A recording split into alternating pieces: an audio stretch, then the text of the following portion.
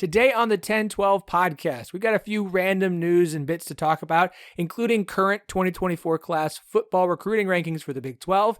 You might be surprised at who is at the top. Why Arizona State fans continue to endear themselves to me. And we are doing our receiving core rankings for the Big 12 for the upcoming season. Joey Hickey, Joe Broback, receivers and tight ends.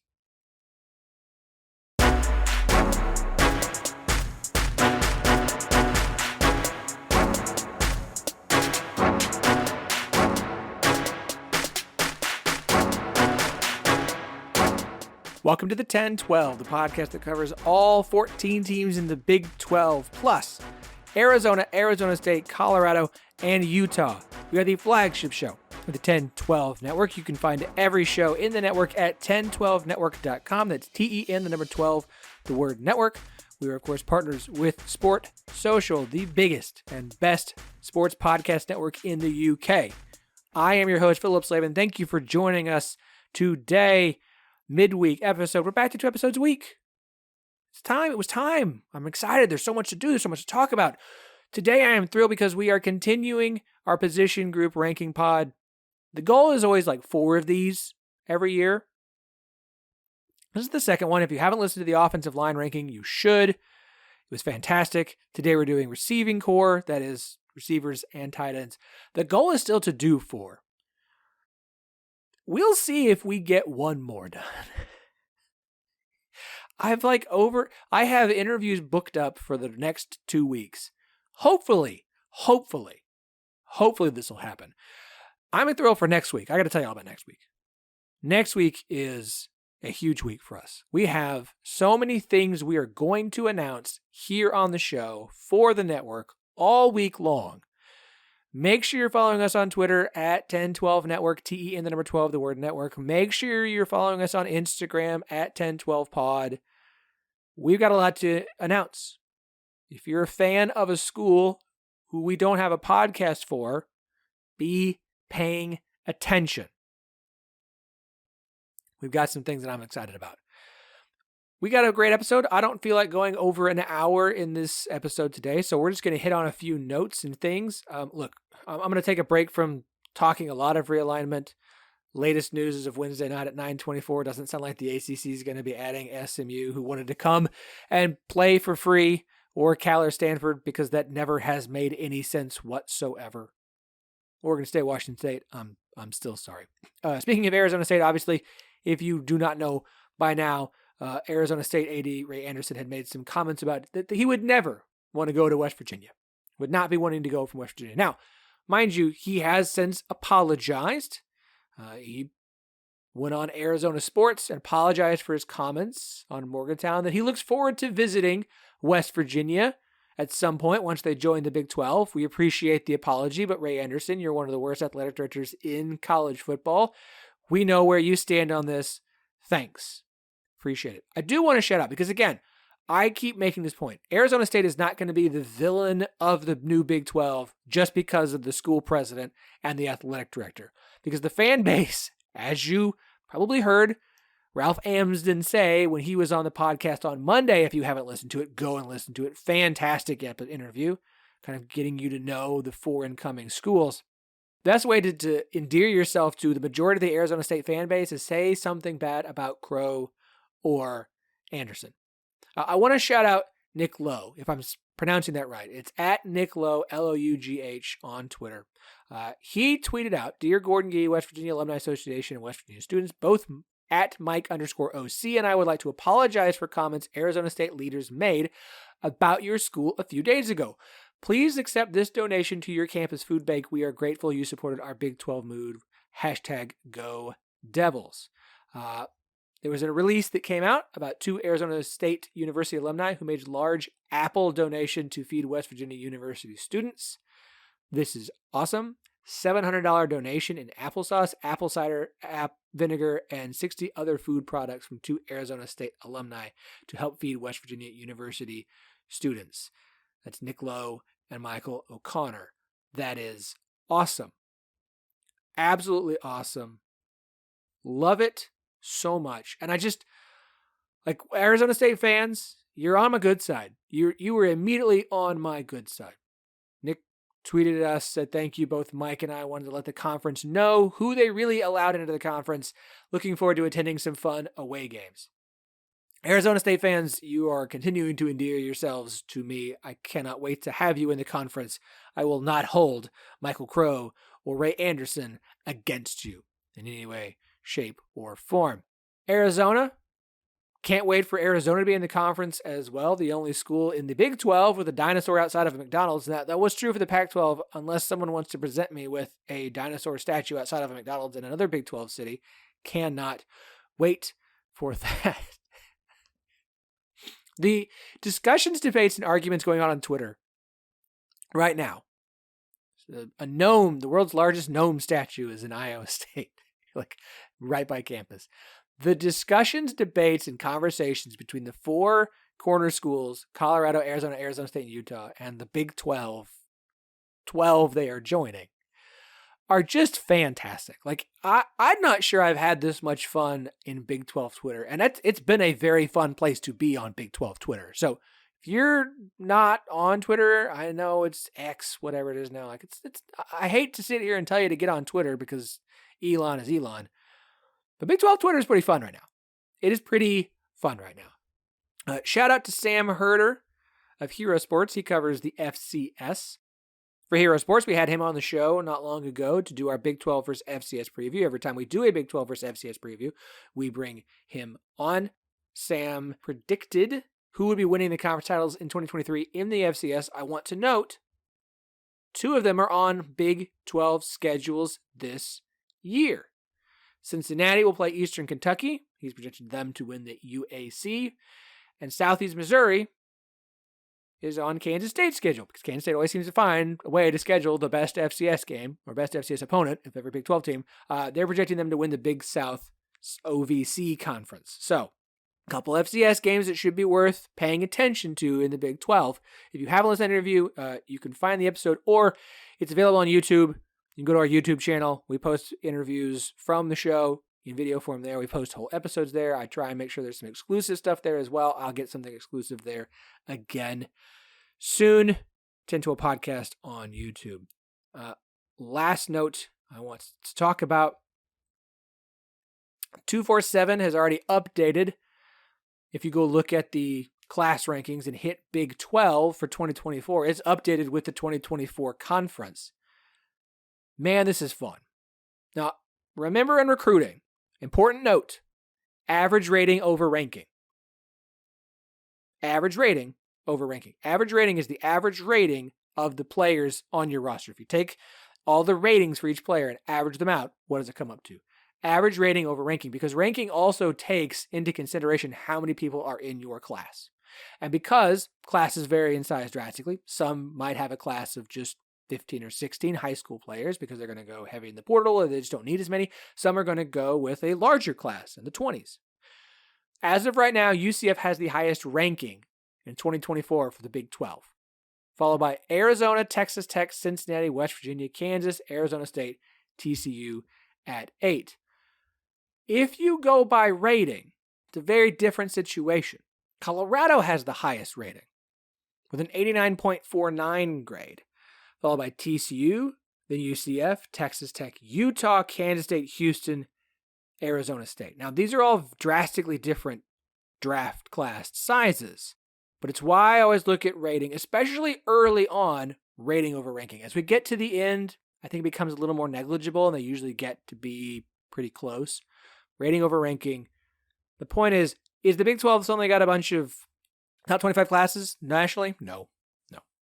Arizona State's got the only 5-star in the Big 12 in 2024 class. UCF has 9 4-stars. 9 4-stars. I am very curious how recruiting will look for the Big 12 teams in the new Big 12 moving forward. Very, very curious. Definitely something to keep an eye on. Something else to keep an eye on is Last Stand hats. The place I go to for a new hat. If you're a Texas Tech, TCU, or Oklahoma State fan, they've got something for you. They've got a bunch of other schools from the state of Texas as well, and some really nice apparel. But if you want to outfit your head with a hat for football season this year, go to laststandhats.com. atop.com. Use the promo code NETWORK12, NETWORK12, and get 10% off your order at laststandhats.com. Love them being a sponsor here on the show. They've got some great stuff, some unique things, some vintage things. Go check them out. I like them. I think you will like them as well. All right, that feels like a good spot. I think we should get to our receiving group rankings. Wide receivers, tight ends, two great guests on this one, Joe Broback, Joey Hickey. Let's get to it. We continue our position group ranking pods ahead of the season. This is our second. Hopefully we get to 4. Fingers crossed. We'll see. The season's getting here faster than I thought it was. We're in August. I don't know what to do here. Today we are going to rank the receiving cores in the Big 12. That is both wide receivers and tight ends because, yes, on some teams, tight ends do catch footballs, some more than others. So joining me today to break these down 1 through 14, and then maybe we'll tear them off at the end if we have time. He is returning. He's been here every single year. He has done a different position group every single year. He writes one of our favorite preseason magazines. He is, of course, Joe Broback of College Football Network. Joe, welcome back to the show, man. I appreciate being back. Maybe a little bit easier position this year, but nonetheless, I'm excited to be back. I'm gonna argue, since this is our second one, I would say the offensive line was easier than this one was, in my opinion. And bringing in the Big 12 perspective, a first-time guest, very excited to have him on the podcast, Joey Hickey of Longhorns Wire. Joey, welcome to the show, man. Thanks for having me. Absolutely. I always like to get some you know what? As long as I've been doing this, it's always nice to find some first-time guests. I always like to get some new faces, some new voices, and some new opinions. Okay, so we are going to do this 1 through 14. As I said, we'll be ranking all the receiving cores, not wide receivers, wide receivers. And I'm going to be honest, this one was tough. I had a hard time with this one and actually getting them 1 through 14. I have a feeling we're all going to have the same number 1. I'll be curious from there. And I'm really curious about the 3 through 10 and 11, because that's where I felt like I had the most trouble. Let's just start with this, Joe. Where did you have the most difficulty putting your list together? I think when I learned Hunter Deckers is in trouble, I think figuring out where Iowa State was going to be. But fortunately, I think I had them in the right spot. But I think you're right. We kind of talked about this before we recorded. There's 1, maybe 2 teams that stand out. And then there's a handful of teams behind them that, you could see maybe take a step forward and get into that top tier. But I think, teams 3 through 10, you could honestly move any of them anywhere, and there won't be too many arguments if you did that. Joey, same question. Yeah, I agree. It's a pretty loaded receiver room. I don't think that there's a ton of elite rooms, but there's a ton of solid rooms that are not very discernible. Yeah, I think I agree. Looking at Phil Steele's magazine, he ranks the top 63 receiving cores, and you had 2 in the top 10, and then 8 in the top 63, and then 4 outside of that.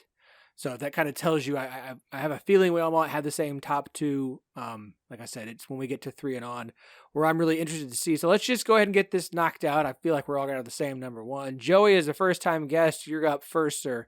Who is your top receiving core in the Big 12? Well, at the risk of being a homer, Bias. I mean, it's really hard not to pick the Longhorns here. Obviously, you have Xavier Worthy and Jatavian Sanders coming back, 2 first-round talents. Then you add A.D. Mitchell, who I think could be the best receiver by the time we're all said and done. And then Isaiah Nayor, Jordan Whittington, he's pretty consistent. So I think as a whole, I think Texas is probably the best receiver core. Joe? I think you'd be hard-pressed to find someone who disagrees with that sentiment. You look at the amount of talent they have coming back, and, we've already mentioned a bunch of those guys. The one thing I would say with Mitchell is I'm so hesitant because we saw what happened with Jermaine Burton at Alabama. I think a lot of people just assume, oh, this is going to be a 1,000-yard receiver. And obviously, Alabama's had their struggles, and through various different positions. But Burton didn't exactly wow me, to be honest. And I think there's a lot of talent with what he was going to bring to the table. And, Mitchell obviously is a different player. and he goes to a different system, one that I think is a little bit more explosive than what we saw with Alabama. But I really still like this group. Even freshman Jonte Cook, I really like what I saw from him. Now, whether or not he gets on the field is probably a big question. The amount of talent you have returning is just insane. So to me, yeah, we were kind of talking about this before. Texas honestly stands in its own group because of the amount of talent they have. And if Xavier Worthy can, figure out how to drop less passes, and if Quinn Ewers can find a way to not overthrow him, which is pretty impressive with how fast Worthy is. I mean, Worthy can beat any DB in the country. I think even when he was dropping passes and the overthrows, he was cooking guys. So I think that there's a lot of potential still in this group to get even better, and that's saying something given that they're the number one team in this list. Yeah, it's a runaway number one with Texas. I don't think anyone's surprised by that if you've been paying attention to anything in this offseason. It's not just the most talented. Like the ceiling, there's no, even you look at some of the different ones we're going to talk about, like that have a lot of potential and have high ceilings. It's not just that Texas is the best receiving core right now. The ceiling on this core is ridiculous with Xavier Worthy and Winnington and A.D. Mitchell again. I think it's about a lot of potential. Ja'Tavion Sanders could be like the best tight end in the country. And you kind of glossed over, Joey, Isaiah Nayor. Like, this is a guy that transferred from Wyoming last off season. Everyone was super excited about it. He gets injured, misses the whole season, and now he's going to be a backup. Like, this guy starts on just about every team in the country except for Texas, assuming A.D. Mitchell. I mean, it's just like that's the depth here that they have. And as much as they rotate through their wide receivers at Texas, it's an easy number one. And I agree. Like, this Texas could be in a tier all their own for as good as they are and as deep as they are. So let's move on where it might get a little more interesting. Joey, who do you have at number 2? I like Texas Tech. I really like that receiver core. So you got your 4 top receivers from last year coming back. You add in Dre McCray. I'm a huge fan of Jaron Bradley. I think he's a really big impact player. And so I really see that as maybe one of the top 10 receiver cores in the nation. That might be a little bit bold, but I really think Texas Tech's going to be really good. Right there with you. I'm with you there. I think the thing I struggle with the most with Texas Tech is I just really wanted Graham Harrell be back and just run the air raid again. I just had that feeling with the number of receivers that they have back. And, I know that coaching staff really likes Dre McCray. I think that they think he can be the guy to take the top off the defense to add to this talented group. So yeah, Texas Tech, as long as Tyler Shuck can stay healthy, or if it is Baron Morton, whoever's going to take over, if Shuck can't stay healthy, I think this offense is really exciting overall. But the wide receivers, yeah, really stand out to me. We're 2 for 2 so far, guys, here in agreement.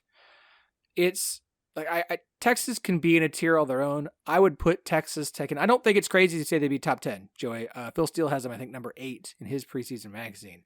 So, like, it's not just you. And I think it's about, I don't think the ceiling here is as high as Texas, but the depth here, their top 5 are back from last year and 8 of their top 9. You throw in Dre McCray from Austin Peay, who had like 1,021 yards and 9 touchdowns last year. Nehemiah Martinez, who Joey McGuire has been very high on. I like Miles Price in the slot a lot. And Jaron Bradley, like, I think he's at least like 3rd or 4th team in every preseason, something that does more than one team. And I think he has so much potential. And if he takes a big step in his sophomore year, like, you could have the star, the guy, the go-to at Texas Tech, along with just a solid wide receiver room. I mean, even at tight end, you've got Baylor Cupp and you've got Mason Tharp. And I like both of those guys. Like, I just think the ceiling isn't as high as Texas, but the floor is so high for Texas Tech's receiving core. Like, you're just like, and as many plays as they have to have a good receiving core. It's just a very, very solid and reliable unit that still has room to grow. I mean, because again, Bradley was a freshman last year. So I easy number 2 for everybody. All right, Joey, number 3, who do you got? This is probably going to separate us here. I think TCU is really, really good. I think that, JoJo Early is probably the most underrated receiver in this league just because he doesn't have as much reps. I mean, you saw him tear apart Tennessee, Arkansas on his short stint on the field. And so I think that he's really going to take over. And then the other guys are going to kind of come along. I'm 3 for 3 here. Phil, I don't know. You better agree with us, or I don't know what's gonna happen here. TCU is my third team, and a lot of that to me has to do with Sonny Dykes and his track record. You coming from SMU and his ability to just essentially create explosive offenses at SMU is pretty much going to carry over to TCU. And I think they did a great job of hitting the transfer portal hard. You also bring in a guy in like Jalen Robinson from Ole Miss, who was formerly at UCF, someone who could be another guy in the slot that will be a big time playmaker if he can find his place. There's just so much depth, and even you're looking to replace Quentin Johnston. That's obviously not going to be easy, but Savion Williams has that similar build, has the potential to be that guy for this offense. I think we saw it at times last year. We just didn't see the consistency, but that's also because you had three other guys ahead of him that were taking catches away from him. So now he gets a chance to be in that role. I think Jared Wiley's a really underrated tight end as well. I really like his game. He's also a huge target at 6'7". So I think they have a lot of good. They also brought in Dalen Wright from Minnesota, formerly of Texas A&M. That's another big target for Chandler Morris to utilize. So there's plenty of talent here. And pair that with what Sonny Dykes can do, even without Garrett Riley, I really like where this group can go. All right, finally, some variety. It's about time. I'm going to try not to be, again, here comes my homer pick. I have OSU number 3. And I'll get to TCU soon. My issue with TCU is I see a lot of potential, but I have a lot of questions. And you can make the same statement for Oklahoma State because they lost like everybody but Brendan Presley from last year. Jaden Bray should be healthy in his back, and I'm very high on Jaden Bray. Brendan Presley, is going to be one of the best slot receivers in the Big 12. You get Dazon Stribling from Washington State, and we've seen them do well with transfers from Wazoo. He was the leading receiver at Wazoo, so he'll take a starting spot. They brought in a bunch of transfers. You got to have will Arlen Bruce live up to the recruiting rankings? How does Leon Johnson transfer from D3 all the way up to P5? Then you get young guys, Rashad Owens we've seen flashes of Talon Shetron.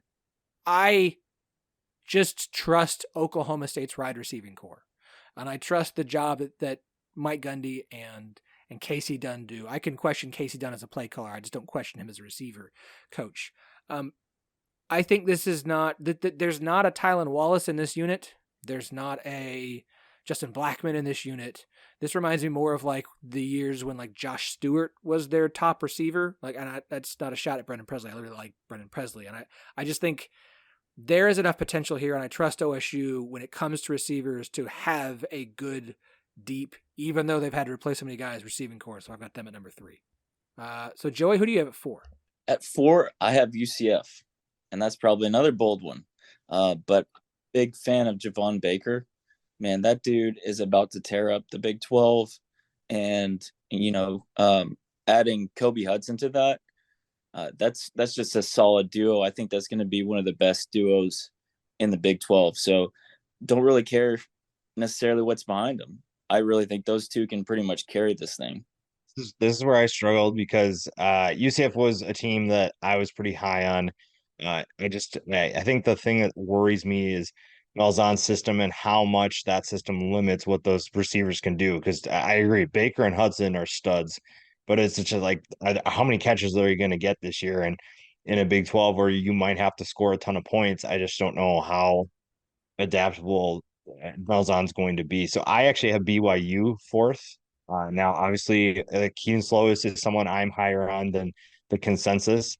When you look at his time at USC, what he was doing there was pretty incredible. I think that he was making a lot of throws that are kind of getting swept under the rug for the last couple of years. Obviously, his time as Pitt didn't go super well. And so he's looking to bounce back. But if he gets back to his 2019 form, then BYU is going to be really fun to watch. And then that includes a group of receivers and a tight end that I'm really high on. Keanu Hill is a really talented player. Cody Epps could be an absolute monster in the slot.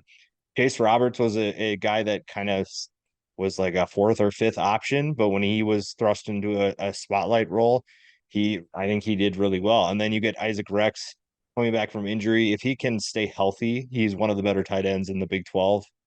So I think that this group I think you need a few things to go right, but if those things do go right, then you're looking at a really dangerous group in terms of the passing attack. Yeah, this just got really interesting. Okay. I am not far behind you guys on TCU. I have them at number 4. And here's the thing, like, to me, TCU has the potential to be in that like tier 1 with Texas. I see the talent, but I've got to see it actually come together. Like, I've got to see JoJo early, like, turn into the thing that people keep saying is, I really like Savion Williams, but I've got to see that happen. This is also a group that, like I was texting with some TCU people, and it's like, well, we think it's this. Like, there's a chance that, like Jared Wiley could be good at tight end, but like, there's a chance that Cordell Russell, who's a talented incoming freshman, could be a starter. I love the addition of John Paul Richardson. Like, he was a very, very reliable guy at Oklahoma State. That is not somebody that Oklahoma State wanted to lose, but he was stuck behind Brendan Presley, and he wanted a starting job, and he's going to get that at TCU. Like, they brought in a bunch of guys who have talent. I trust them to maximize that talent. If they maximize it to the actual potential, this is a tier 1 unit, but I've got to see it. And that's nitpicking at the unit I have number 4. So at number 5, Joey, who do you have? Number 5, I'm going to go with Oklahoma.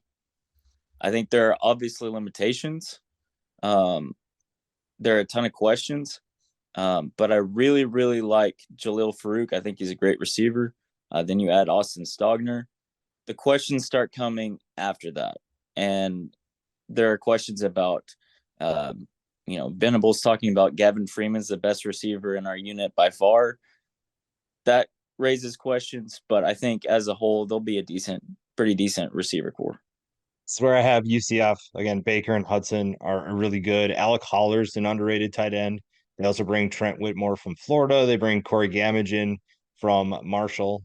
And I think that you see Johnny Richardson maybe utilize as a running back in the passing game a little bit more. He has speed that's really fun to watch. But yeah, UCF is a fun group. It's just a matter, again, of is that offense going to utilize it? It's very much a run first offense, especially with Plumlee running the offense. But I think that this group is very talented and could be really fun to watch when the season's all over. All right, Joey, you and I agree here on Oklahoma, and we're getting into the part where this is why the middle is such a mess. I'm not sure there's much that separates 3, 4, 5, 6, 7, 8.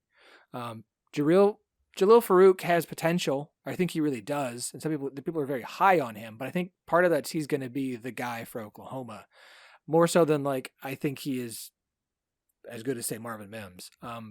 Drake Stoops is one of the most irritatingly reliable receivers in the Big 12. They already talked about Gavin Freeman. Great. Just 2 slot guys who are going to drive everyone crazy and going to catch everything thrown their way. But from there, you've got like Andrell Anthony, who transferred from Michigan. You got Brennan Thompson from Texas, maybe Jaquiz Petaway. Like, I believe in OU. There's a ton of potential here. I love the tight end. Like, Austin Stogner is going to be they're just going to produce another NFL caliber, super good tight end with Austin Stogner, he being the guy. My concern with Oklahoma is, like, I think there is talent at the top. I have questions about if somebody goes down, if Drake Stoops goes down, if Jalil Farouk goes down, if Austin Stogner goes down. Like, I don't know. Their depth is not reliable enough to me to be like super high on them. And I think that's going to be an issue here the rest of the way, is like, you've got a guy I like and a couple guys that are good, and the depth concerns me. And so I've got Oklahoma at 5. It's a distant 5 from like number 1. There's not a lot behind the starters that I'm just thrilled about. So number 6, Joey, who do you have? I'm going to go with Houston. I feel like I might be overrating them here a little bit, but Matthew Golden, man, he's a good receiver. And that's just a system to where they're going to put up numbers. And so it may not be indicative of, oh, this receiver group's really, really good.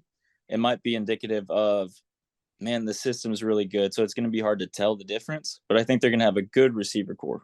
I have Oklahoma here. I think when I first did this, I had them 10th just because of, I don't know, you're losing Marvin Mims, who was such a focal point of that offense. It was obviously a big loss, you don't really have a proven guy that can be that number one. But like you guys mentioned, there's a lot of potential with Farouk, with Andrew Anthony, Drake Stoops.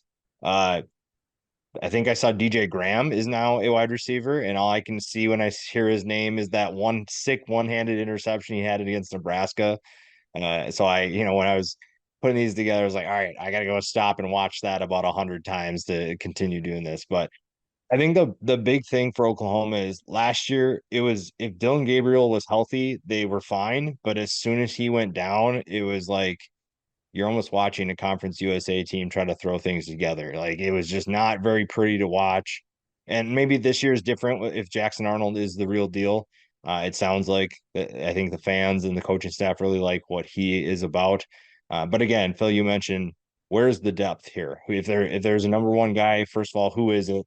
And if that guy goes down, who is there another guy that can step up, or is it a committee that can step up as well? So I really like the potential here, but there are a couple things that do concern me that could go wrong. Here's my hot take at 6. If maybe I have Kansas. I like the starters for Kansas: Lawrence Arnold, Luke Grimm, Quentin Skinner, Mason Fairchild, all back. I think those 4 as starting pass catchers are a very solid collection. I don't think there's a first team Big 12 guy on there, but it wouldn't shock me if any of those 4 guys ended up as second team All Big 12 at the end of the season. I really like these 4. Behind them, you like mannequins out there. I have no idea, and I don't mean that as an insult, but like there's nothing behind them that makes me like excited, convinced. Like if one of them goes down, I'm concerned. I don't think they're going to, I mean, the starters are going to have to play a lot of plays, and that concerns me on an offense that plays as high tempo as they do. I like the starters. I don't like the depth at all. So that's why I have Kansas here. I would go Kansas with my next one as well. All right, Joey. All right. So it's not a hot take for me. Okay. That good. I mean, you can make the case arguably that they could be all the way up to top 3 if you wanted to. But I mean, those 3 receivers, you add Mason Fairchild to that. I mean, that offense is going to put up numbers. They averaged like 35.5 points per game last year. So they're going to put up big numbers. So I would agree with you. Okay. I like that. See, and here I thought I was coming up with something crazy.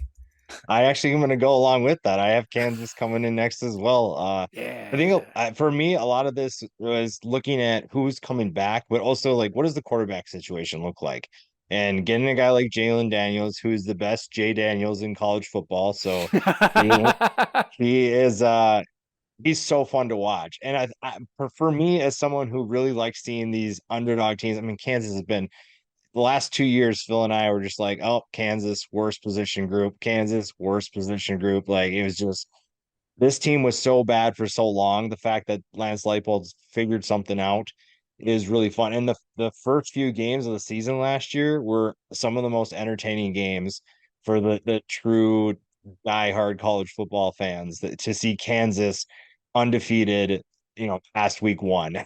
So I think that Jalen Daniels coming back plays a huge role in that. I'm a big fan of Quentin Skinner. I think that he can be an explosive player. You look at what he did against TCU. I think that's kind of just a preview of what could come in 2023. They also bring back Jared Casey. For Texas fans, they probably don't like that name if they remember his game-winning touchdown catch in 2021.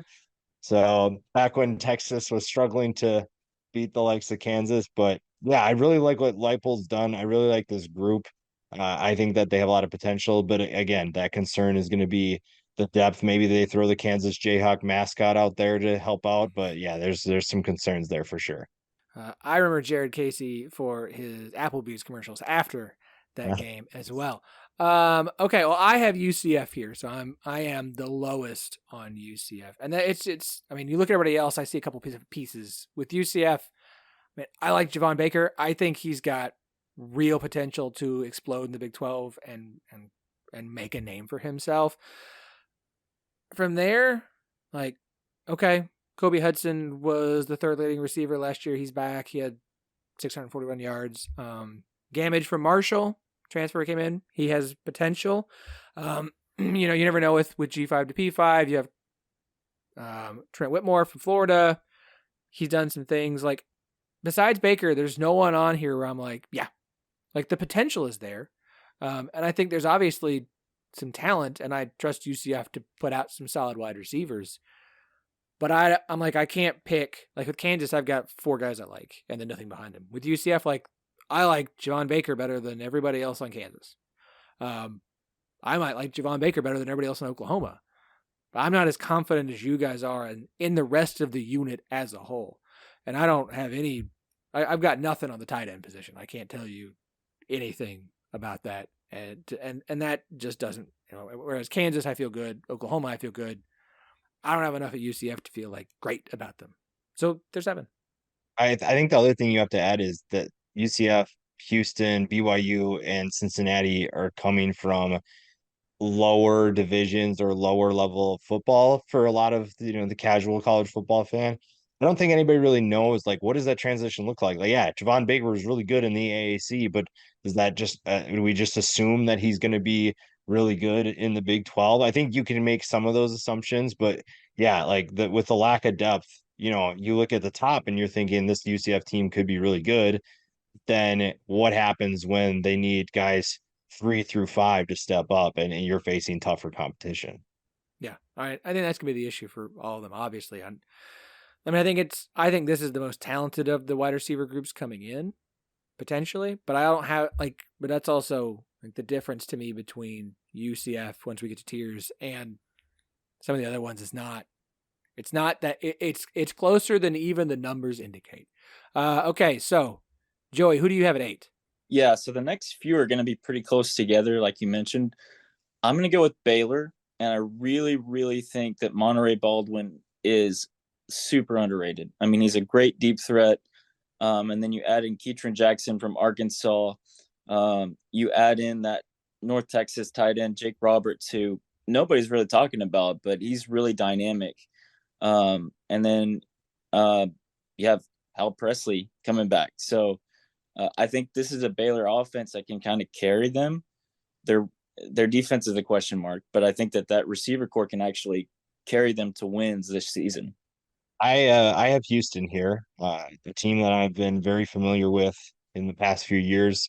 Losing Tank Dell obviously was going to be a huge loss, especially with the amount of targets that he saw over the last couple of years. I mean, at a certain point, he was just like, well, it's almost like a one-man route because we're just going to throw to Tank Dell and figure out how to get him the football. And I think that has to change this year, and it will change. I don't think there's a guy. I really like Matthew Golden, but I don't think he's a guy that can be that Tank Dell where he's the spotlight, and then there's a huge gap between him and the next guy. You look at Stephon Johnson coming in from Oklahoma State, Josh Cobb from Wyoming, and then you have a couple other guys coming back from last year, and Joseph Manjack, Samuel Brown, two other transfers. So I think that there's potential here. You throw in Donovan Smith as the quarterback, and I think that there's a good group here, but I just don't know. I don't know. I'm kind of salty because you with Dana because you look at last year. This is a team that went to the AAC championship in 2021. They returned most of their production from that year, and then they go 8-5. And Dana goes, "Well, making the AAC championship wasn't our goal this year." And it's like, "Well, what was your goal, and why was it not to do that again?" That I don't know. It just didn't really make any sense, and I don't really know if Houston is equipped to handle the Big 12 right now. I just don't know if the talent level is there, but I do like some of these guys. Matthew Golden's been on my radar for a while, but again, I just don't know what this team looks like as a whole. That's fair. At number 8, I have Baylor, just like you, Joey. I think kind of like Kansas, like Monterey Baldwin, Hal Presley, Josh Cameron. Like, I feel like those guys all coming back are very reliable. Keaton Jackson is an interesting addition from Arkansas. And I'm very intrigued by Armani Winfield, who will be a redshirt freshman. He was a former 4-star recruit. Like, I feel like this is going to be a very reliable unit. It's probably not going to be the sexiest unit. There may not be a stud on this unit anywhere. There might be. Someone might show up out of nowhere. I'm very high on Winfield. Like I think he's got real potential, but like it's just gonna be a nice, reliable unit. Like there's no top piece, but I feel okay about the depth and given the way they play, like I think they'll be fine. I think it's just a nice, solid unit, and that's fine. That's fine with me. Okay, at number 9, Joey. Yeah, I'm gonna go Oklahoma State here. Obviously, I don't know much about the guys other than Brennan Presley because I mean they replaced quite a bit of them. But the consistency of great play in that system leads me to believe they'll be a pretty good offense. They'll have a pretty good receiver core, and I think I'm a little bit higher on Brennan Presley. I think he can kind of carry the thing. I know Oklahoma State has a history of leaning on one receiver with Tylan Wallace and Blackman and Bryant. I think that they could actually do that with Presley. I'm with you there. I have Oklahoma State at 9. I think that had you not brought in Alan Bowman, I think they would be much lower just because nobody inspired me, even with Spencer Sanders. Like there was not this passing threat that you're thinking like, well, we got to back up a little bit. We got to make sure that we're keeping things in front of us.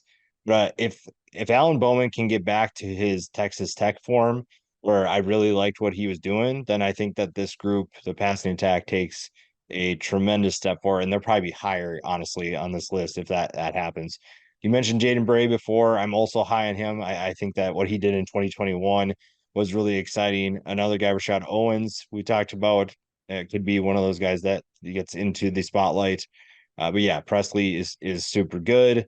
Don't need to harp more on that.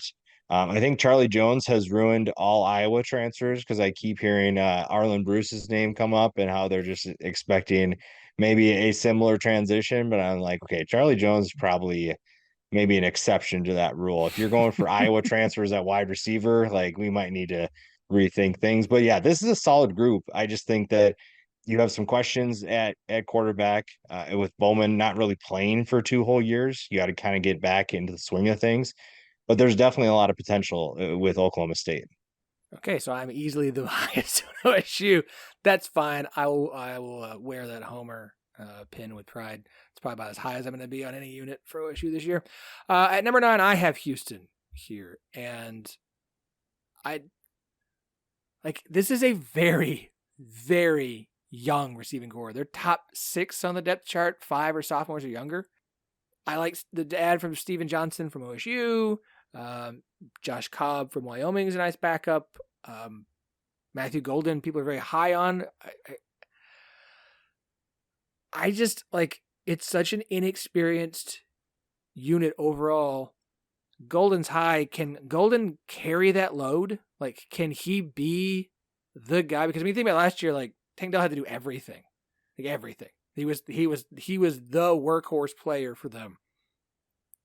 If they have to do that again, like I don't know that Golden is that caliber. So I'm really concerned about a unit this young going into the Big 12, which is going to be tough. Like at tight end, I don't know. Like they got Michael Laughlin from West Virginia. They had Barnes, Logan Compton.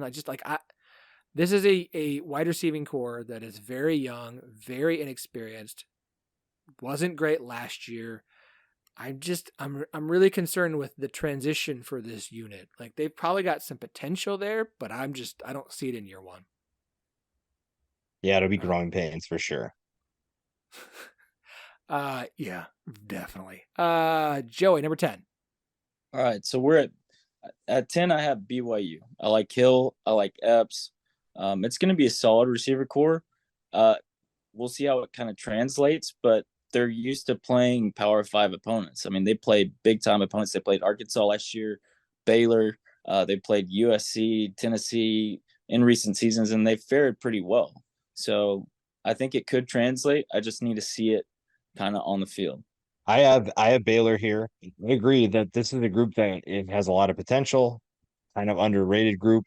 I don't really have anything to contribute to the guys that you guys already mentioned. It's a fun group with a lot of potential. But I think a lot of that hinges on if Blake Shapen can get them the football. And I know that he has a full year of experience now, so that's really good.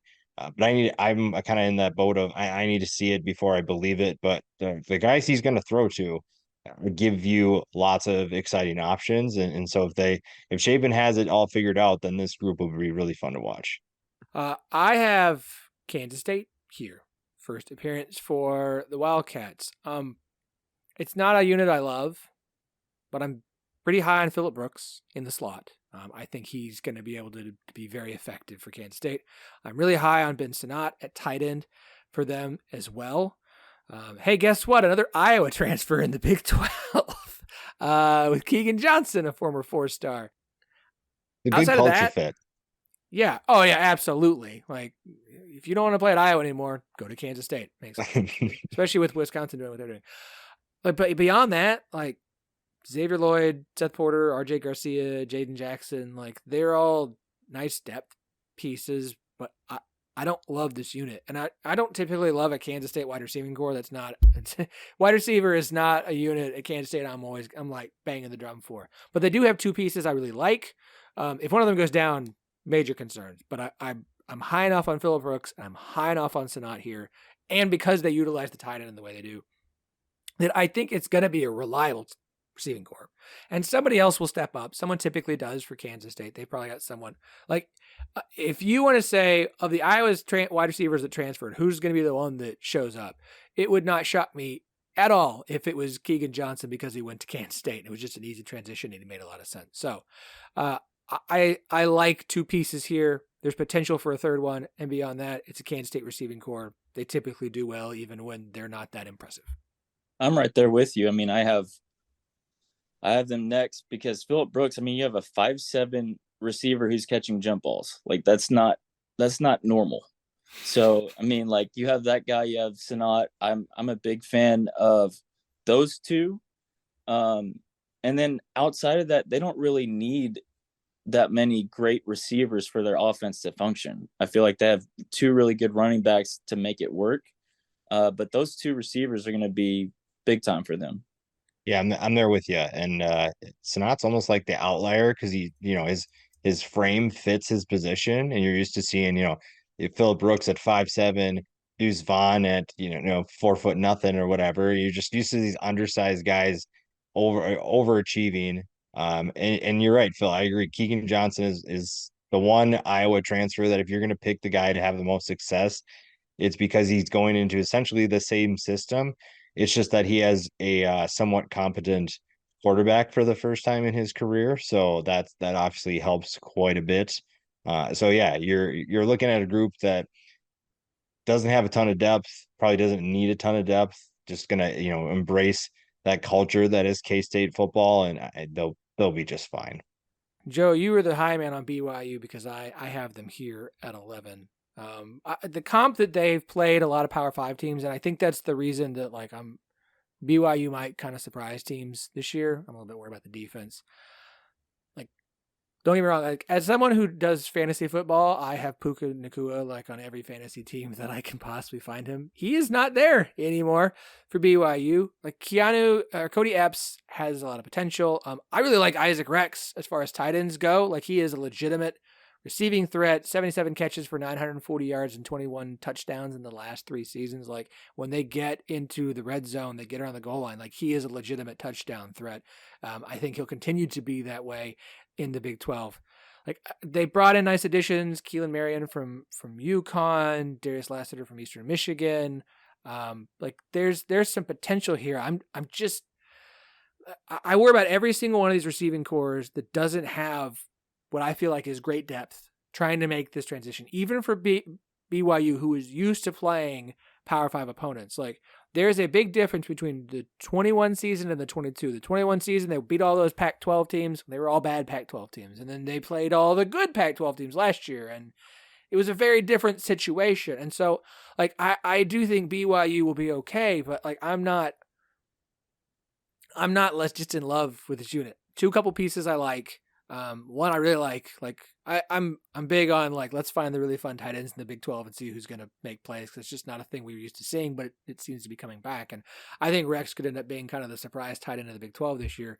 I think Cody Epps will be fun. Outside of that, we'll see. So Joey, that comes to you at number 12. Who do you have? Well, at this point, it's like, who do I not like? So I'm not a huge fan of any of these three teams.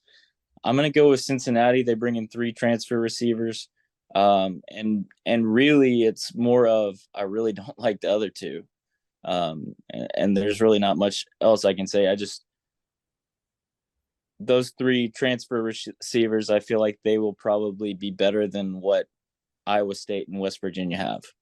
Yeah, I'm there with you. I have Cincinnati next. Uh, it's kind of like Xavier Henderson. We've been waiting for him to have his breakout season at Florida for forever now, and he's at Cincinnati with a system that I don't know. It doesn't really give me a good feeling in terms of what they can do in the passing attack. I think that the culture there, I'm not going to say it's bad, but just Luke Fickell leaving after the heights that they've reached, like you knew they were going to take a step back, and now it's just a completely different culture. So we'll see what happens there. A guy that is going to be really fun to watch is Shimon Mateer at tight end. This is a guy who was recruited as a linebacker coming into Cincinnati, and Fickell's staff saw his speed and said that there's no way that you're going to just be a linebacker with the talent that we have. We're going to put you in a position where you can get the football and you can showcase some of that speed. So that's one guy I like in this group. But yeah, I mean, the last three, I don't really have any arguments as to who should be 12th, 13th, or 14th. That's just like how bad this trio is. Yeah, I think you've hit the nail on the head here. This is, like I said, we'll tier here in a minute. The last three are tier 4, and they're by far the worst of them all. Now, I don't have Cincinnati here. I'm much lower on them than you are. I have Iowa State. And understand, like, I don't think I've ever said anything nice on any pod, especially not wide receiving rankings, about Iowa State's receiving core, because it's just not a unit that they ever do a very good job with. Well, Xavier Hutchinson is gone. And there is not another Xavier Hutchinson on this roster. Now, I like Jalen Noll in the slot. I do.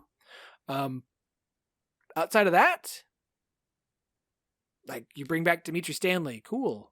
Jaden Higgins, the Eastern Kentucky transfer, 87 for 1,151 and 13 touchdowns last year. Like, I think he's going to be their primary downfield threat. After that, I'm never impressed with Iowa State's wide receiving core, ever. Like, if they have a guy, great. Maybe they find another tight end. Maybe they find a tight end this year that's going to step up. But, like, someone will be the guy. Like, I would put it on Higgins and Noel being the two of them. But but even that's just not, I'm not in love. I never am. So I've got Iowa State here. These bottom three you're right. It's take your pick. Who do you have 13, Joey? Yeah, I'm going with Iowa State here. It's more of, we know a little bit more about what Iowa State can do. I mean, West Virginia losing their top 4 receivers from last year, and I felt like they had a pretty good receiver core the last 2 or 3 years as a whole. But you lose all of that. Now we have Jalen Noll coming back, and then Jaden Higgins. I think he could be a pretty good receiver. But it's more of what we know from Iowa State than what we don't know from West Virginia. Iowa State here, 13. Honestly, what the quarterback situation looks like will determine quite a bit, honestly, in my opinion. I think drops as well were a big concern at times for Iowa State, and that's not great with a new quarterback coming in. So that's concerning, but yeah, still, I don't know. Iowa State and West Virginia, it's like, if you want one over the other, go for it. I'm not gonna be too upset about it. It's just not good situations either way, honestly. At this point, it sounds like Rocco Becht is going to be the starting quarterback, and I don't. Would you bet But money on that, or is that a Hunter Deckers thing? no, I put money on. I put money on the under 5.5 at plus 120 all the way back in May, and Yeah. I understand the irony of betting money on Iowa State under with the information that's very likely that the starting quarterback would not play because he bet money on games. I have West Virginia here. This is typically, you're right. West Virginia typically has a good receiving core, and they lost basically all at 77% ish of last year's production is gone, either from NFL, graduation, transfer portal. Like they bring back one senior in Cortez Brom. He had like 147 receiving yards last year. They brought in Devin Carter for NC State, who I think is expected to be like the guy for them. 25 catches, 406 yards, and 2 touchdowns last year. They brought in Jashawn Polk from Kent State.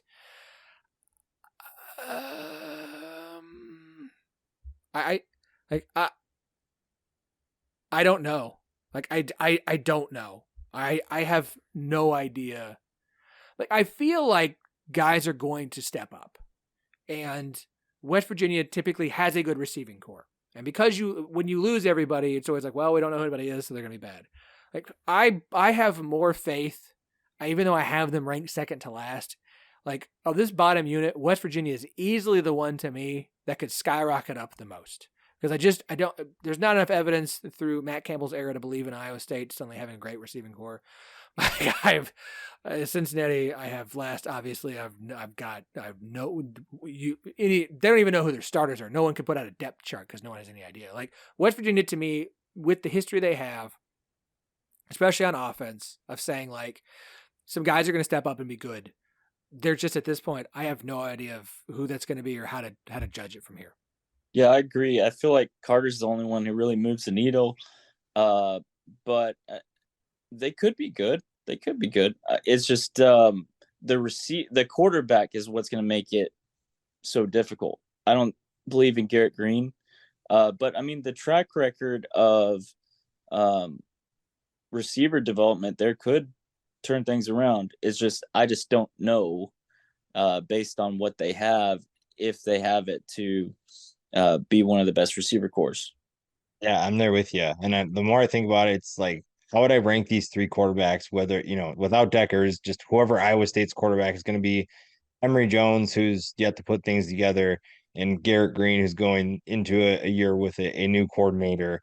And just not really any proven weapons out wide. I will say that Kent State is one of the biggest losers of the transfer portal this year. I mean, I think we learned a lot about Kent State's ability to recruit with the amount of talent that they sent to other programs. But I think the big thing is now you lost all those teams, and a guy like Sean Polk, who was probably their 3rd best option, now goes to West Virginia to maybe be the 2nd best option on an offense that is probably going to look pretty rough. So and that's not great for Neil Brown going into a year where you need to find a way to a bowl game at least, and you need to show some sort of life. And it's gonna be tough to do when you're ushering in a brand new looking offense outside of obviously CJ Donaldson and that offensive line. Love the offensive line of CJ Donaldson. Neil Brown, I think, retaking the play calling on the offensive side of the ball over again. So we'll see how that goes. I have Cincinnati at the bottom. Chris Scott's the only guy back, and you brought in a bunch of transfers. And I think Donovan Ollie might be maybe the best of the transfers. If you want to say it's Xavier Henderson, that's fine. Didn't see much from D. Wiggins before he got hurt 3 games in the season at Louisville, but maybe he could be good. Like I think you've got 3 guys who brought in at transfers who are all like to me like they're okay. They could all be good. They could all be what we saw at their previous stops on a team with Emory Jones the quarterback. Like I got nothing for Cincinnati. Like I've talked to some people and it's like I don't know. Starters might be this. Like who knows? It's like throwing mud at the wall and seeing what sticks is kind of their approach right now. Mud is inappropriate. Yeah, it's just mud. That's great. We'll say mud and not a different word that I don't think I'm allowed to say on this podcast. That it's fine. It's been said before. It'll be said again. But no, I get it. Okay, so let's wrap this up by kind of tearing this off. I told you guys about this before we started recording, so I'll go first in case you need some time. Look, we said it. Texas could be a tier on their own. I put Texas Tech in tier 1 with Texas. Those are the only 2 teams there because I do think that Texas Tech's depth, the number of quality receivers they have, it's not the same as Texas, but I really like that unit. So it's just a 2-team tier 1. Tier 2, I've got 4 teams with Oklahoma State, TCU, Oklahoma, and Kansas. They all have a lot of things that I like. They all have concerns, obviously, because everybody past one and the tier 1 is got questions.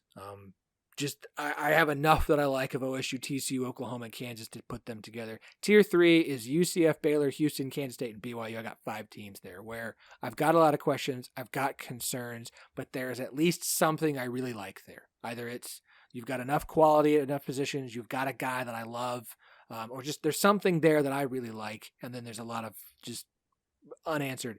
And that tier 4 is the last 3 we talked about: Iowa State, West Virginia, Cincinnati. I'm just like I don't like these units. Like even and I feel bad for Iowa State. Like I like Jalen Noel, but he's not enough to move you out of the bottom tier. So Joey, how do you got these broken down? Yeah, I agree with the top 2. I feel like those are 2 complete units with Texas and Texas Tech. To have 4 or 5 receivers that you can definitely depend on no matter what, that kind of safeguards against injury, which, Texas had a little bit of trouble with Isaiah Nayor. Then you had Xavier Worthy having to be Isaiah Nayor and Xavier Worthy at the same time. So that kind of messed up the offense. But after that, I really like TCU, UCF, Houston, Oklahoma. I feel like that's a solid unit there. And then after that, most of the middle is all together. I can't really discern much between 7 and 11, really. And then the last 3 to me are pretty solidly in the bottom.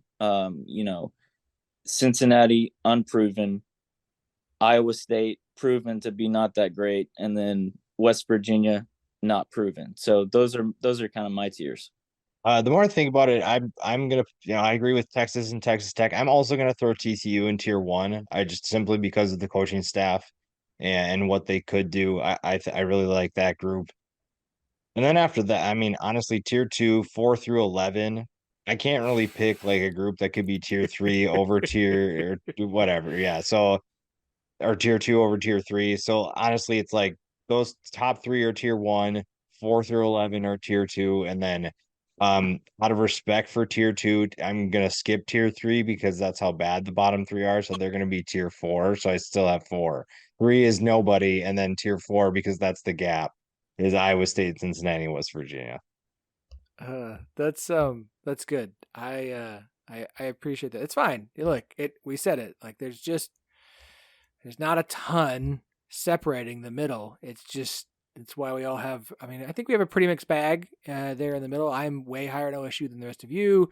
Joe's way higher on BYU than me or Joey.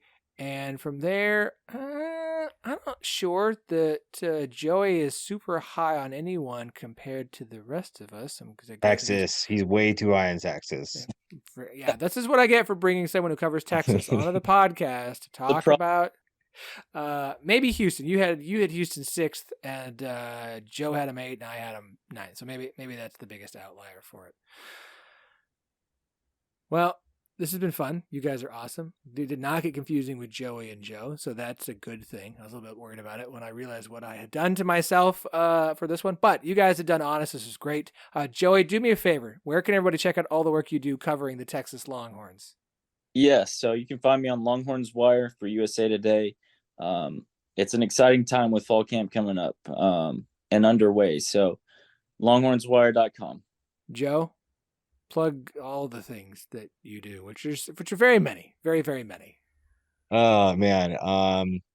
Mostly just find me on Twitter at Joe Broback. You'll find a college football preview for the 2023 season. That's pretty much it. That's all you really need to know. Joe ranked his top 50 Big 12 players on Twitter, so you can find all of those. I would suggest if you haven't yet, it's a free college football preview magazine from Joe. Go download it, scroll through it. It's fantastic. Joe's got stuff on YouTube, which I enjoy watching. Joe, you're one of my favorites, man. I appreciate you coming on every year. I want to figure out what you haven't done for next year, so I'll just go ahead and pencil you. Probably like quarterbacks. I'm just gonna pick just safeties. I don't remember. Backup kickers. Let's do backup kickers. Ooh, okay, Joe will be ranking Big 12 special teams next year. That's what Joe will be doing. Joey, you guys have been awesome. Talk to you again soon.